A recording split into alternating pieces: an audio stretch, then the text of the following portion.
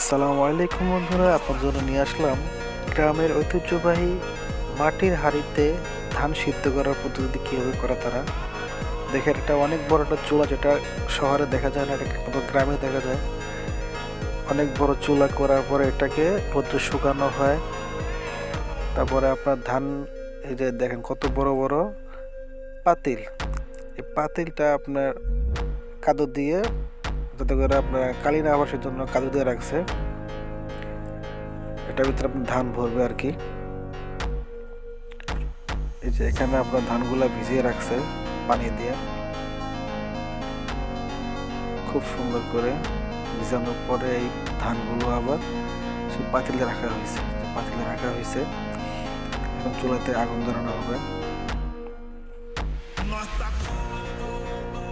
আপনারা একটু দেখবেন ভিডিওটা সম্পূর্ণ, খুব ভালো লাগবে আপনাদের। এখন দেখেন, এখানে আগুন দিয়ে জাল দেওয়া হচ্ছে, ধানগুলো সিদ্ধ করা হচ্ছে আর কি।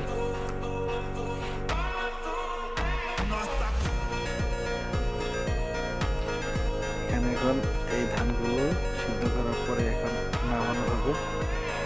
দেখেন, এখানে ধানগুলো নামানো হচ্ছে।